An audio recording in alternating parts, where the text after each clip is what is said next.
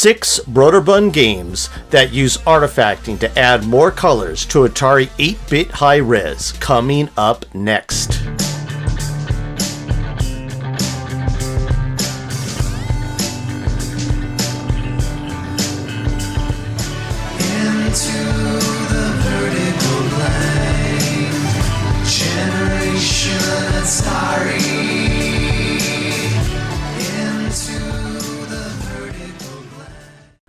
Br0derbund was one of the first companies to begin porting Apple II games and software to the Atari 8-bit computers in the early 80s, and along with Sierra, Sirius, and Synapse, worked to push the Atari 8-bit computers as far as possible both before and after Chris Crawford compiled and shared the seminal tome Red Atari with the Atari development world.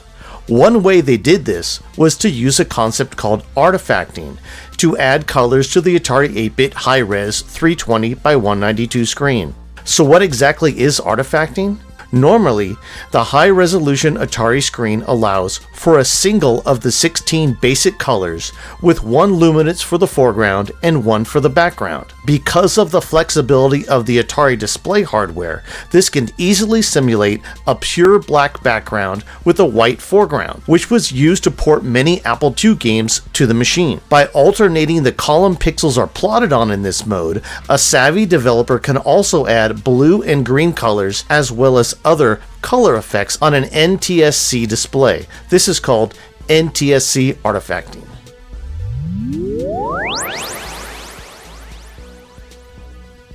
AE, a fixed arcade sliding shooter released in 1982, was developed by Japanese team 3 programmers and is supposedly the first Atari 8-bit game ever created in Japan. The non-artifact version looks very nice in high-res black and white, and the artifacted version adds nice hints of color. But Br0derbund was just getting started with artifacting at this point.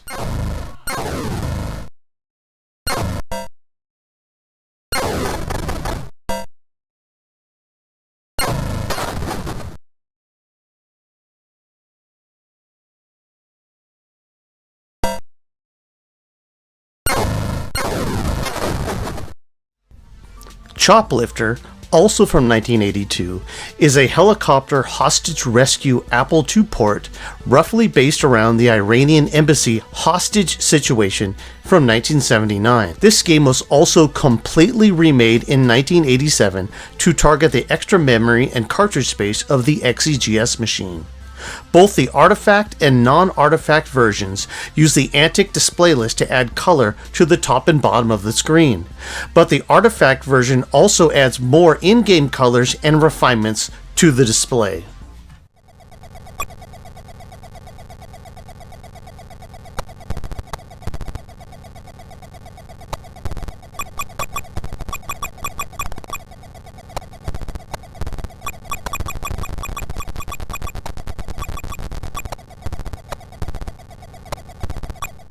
David's Midnight Magic, the third 1982 game on our list, was an amazing for its time physics-based pinball simulation thought to be almost impossible given the lack of speedy floating point operations on an 8-bit machine.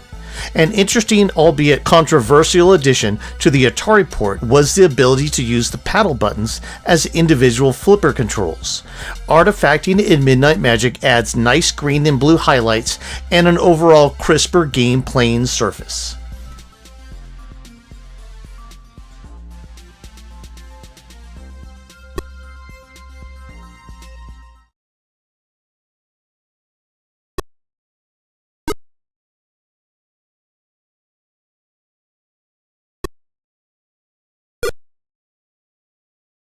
Drol, the first 1983 game on our list, went a long way to add spectacular colors, yet unseen, for the most part, on the Atari 8-bit high-res screen. On an NTSC machine, it matches the Apple II and Commodore 64 ports. PAL Atari users could not see the beautiful colors, so a GTIA version was created with Mode 15 to add brilliant, albeit in a lower resolution, colors for all Atari machines.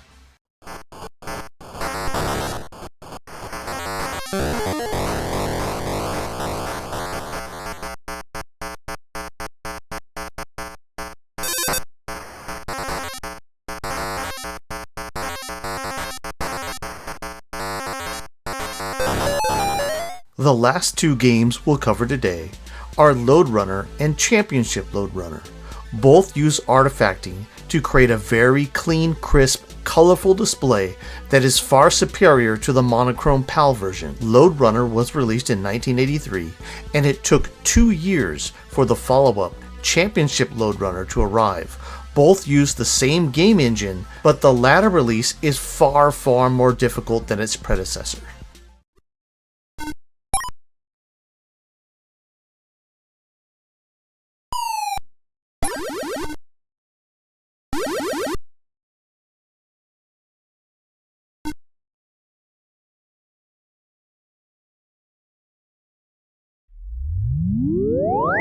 And that's it for this time. With the addition of the Overscan video podcast episodes, I have not had as much time for library explorations, but I plan to increase the pace of the Atari computer, both 8-bit and ST, going forward from here.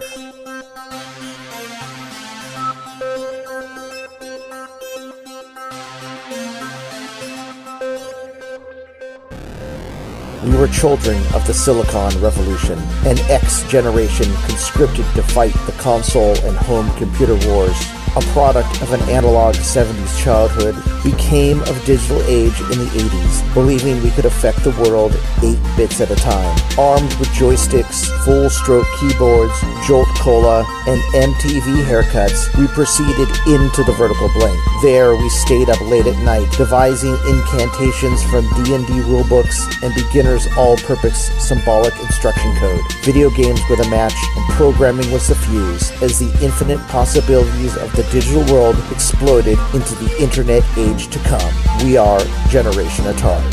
Into the vertical blank.